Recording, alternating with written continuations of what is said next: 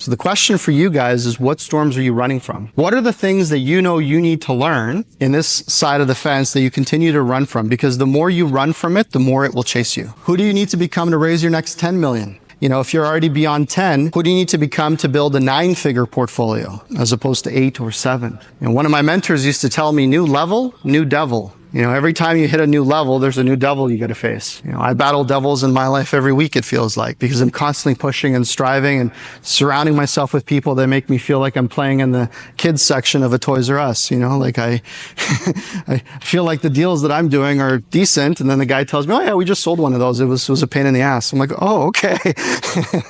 Different context, right? Who do you need to become to get to the next level? What are those things that you all know, by the way, what you need to do more of or less of. You may not be able to verbalize it, but you know what that actual activity is. So the number one issue people have in their mind is they think things like, what if I fail? Well, I think that all the time, guys. I just don't say it that way. I say, how do I manage my risk? So it's the same thing. You guys understand? Like, it's the same thought. What if I fail? Because there's risk. Okay, how do I manage my risk? So this one empowers me to do something about it. I can take action on this. I can actually address the devil or the demon or the issue that I'm potentially facing. Whereas if I just say something like, what if I fail? Well, okay, well, that doesn't give me room to do anything. Another question, I don't know where to start. Who can I learn from to feel more confident? I'm 17, 18 years old. I'm slugging real estate signs because for me, at that age, I thought real estate brokers had it all figured out. And I still learned a lot. It was my way in the business. Then I've got another mastermind. I spent a lot of money on this stuff. Easily 6 figures a year, like easily. I'm not saying that's what you need to do. It's just what I do. Because for me, it's too expensive to make the mistake. You guys understand? Like, it's too expensive, not just financially, but time-wise. Like, I don't want the 6-month learning curve. I'll pay for the speed of the time today. And I'll listen to someone else that went through that same experience, and they'll say a few things where I'm immediately like, okay, shit, scrap that, do this, change this. I got on a call with a mentor Thursday about something. I shared my screen. Within 60 seconds, he tore me apart, repositioned a whole bunch of stuff, gone. Probably saved me 20 grand in 30 seconds. Things that I'm unconsciously incompetent. I didn't know that I didn't know certain things. You guys understand? Like, I didn't know. So the value there is, for me, tremendous. Never done this before. Who can I work with to become more credible? Right? There's a reason why people buy into franchises or licensing agreements or different organizations or opportunities or take internships or go work at banks or do whatever it is, because you're looking for that credibility. You're looking for that track record. You're looking for that experience. You're trying to figure out whose wagon you can hitch yourself to.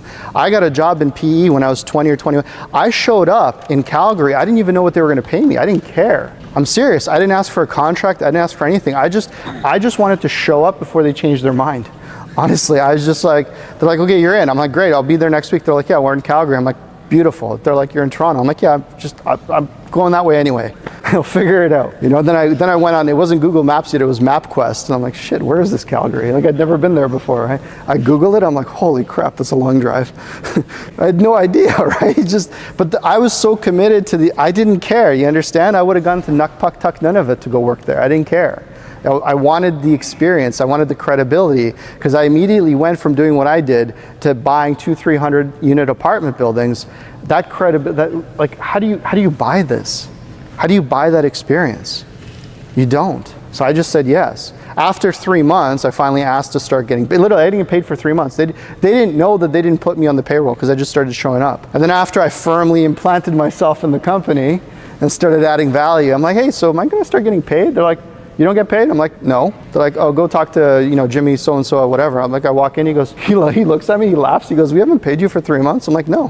He goes, where's your contract? I'm like, you guys haven't given me one. Because they were a fast-growing PE firm. They were growing so fast, they didn't even notice. They didn't legally hire him. I didn't care. You guys understand? I wasn't trying to be a piker. I wasn't trying to create any friction over the fact that, God forbid, there was a misunderstanding about them hiring me, right? Like, I wanted a desk first.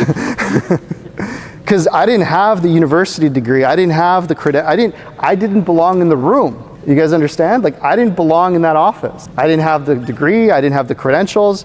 Everybody was supposed to be done university. I dropped out of university because I had the opportunity. I just didn't want anybody to review my file again and be like, so who? Because you know, the question is like, whose son are you, whose daughter are you? I didn't want any of those things. So what is it that you're willing to do? It's really important. I don't know anybody with money. Or you'll say things like, yeah, I know people with money, but I don't know people with like real money or like other people with money. It's a limiting belief. Why not say this? How can I add more value to become worth knowing? If you're at the multifamily conference, you saw this.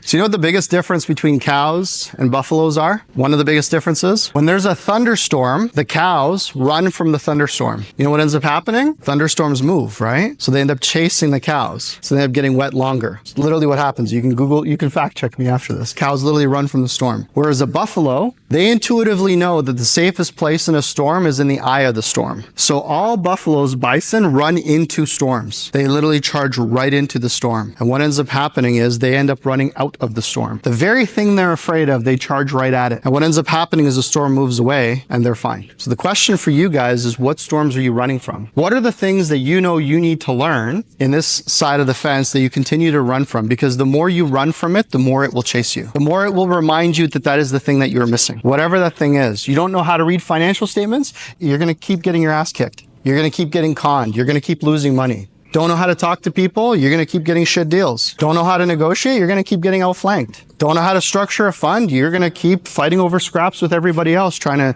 throw promissory notes and JVs together. I'm not saying those are bad structures, I'm just saying at some point it's time to grow up and go beyond it. Now, if you're comfortable and you're happy with doing JVs, great, God bless, do them. There's nothing wrong with that. It's just, I'd rather do one deal a year than 50, or one deal a quarter, or however, fill in the blank, however much you want to work. I'm lazy. I don't want to, I don't want to do 50 sets of paperwork. I don't want to do it. It's horrible. It's a lot of work. I'm not saying it's bad, guys. It's just not efficient.